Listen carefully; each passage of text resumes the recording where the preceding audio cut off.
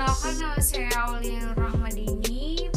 Assalamualaikum warahmatullahi wabarakatuh. Pada video kali ini saya akan menjelaskan metode desain rekayasa perangkat lunak. Dari pengertian desain perangkat lunak itu sendiri, menurut EST Taylor, desain adalah langkah pertama dalam fase pengembangan bagi setiap produk atau sistem yang direkayasa. Desain dapat didefinisikan sebagai proses aplikasi berbagai teknik dan prinsip bagi tujuan pendefinisian suatu perangkat atau suatu proses serta sistem dalam detail yang memadai untuk memungkinkan realisasi fisiknya. Adapun tujuan dari desainer adalah untuk menghasilkan suatu model atau representasi dari entitas yang kemudian akan dibangun. Proses di mana model dikembangkan menggunakan intuisi dan penilaian berdasarkan pengalaman dalam membangun entitas yang sama. Desain perangkat lunak berada pada inti teknik dari proses rekayasa perangkat lunak dan diaplikasikan tanpa memperhatikan model proses perangkat lunak yang digunakan. Berikut ada beberapa aktivitas desain dalam RPL. Yang pertama itu ada desain data atau data design, yang kedua ada desain arsitektur atau architectural design, yang ketiga ada desain antarmuka atau interface design, dan terakhir ada desain prosedur.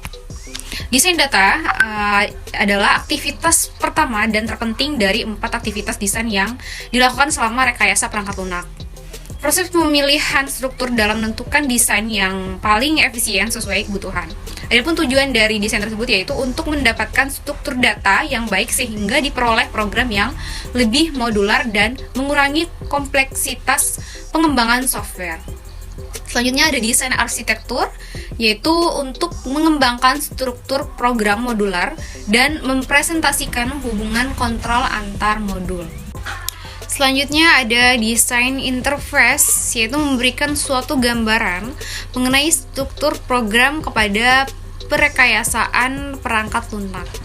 Fokus desain interface ini terbagi beberapa, yaitu desain interface antar modul, desain interface antar perangkat lunak dan entitas eksternal atau produser dan konsumen, dan yang ketiga ada desain interface manusia dengan komputer. Selanjutnya kita ke desain prosedural. Desain prosedural terjadi setelah data desain arsitektur dan interface dibangun dalam dunia yang ideal. Spesifikasi prosedural diperlukan untuk menetapkan detail algoritma yang akan dinyatakan dalam suatu bahasa ibu seperti bahasa Inggris.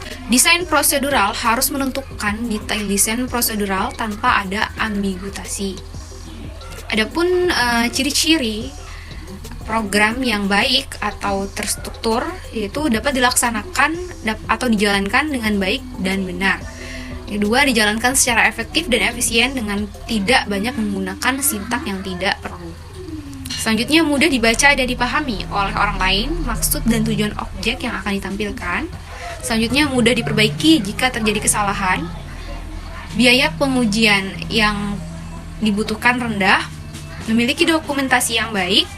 Biaya perawatan dan dokumentasi yang dibutuhkan rendah. Dan program hanya terdiri dari 3 struktur kontrol, yaitu struktur urut, struktur seleksi, dan struktur repetisi atau reiterasi. Demikian penyampaian dari saya. Jika masih banyak salah kata, saya mohon maaf yang sebesar-besarnya. Wassalamualaikum warahmatullahi wabarakatuh.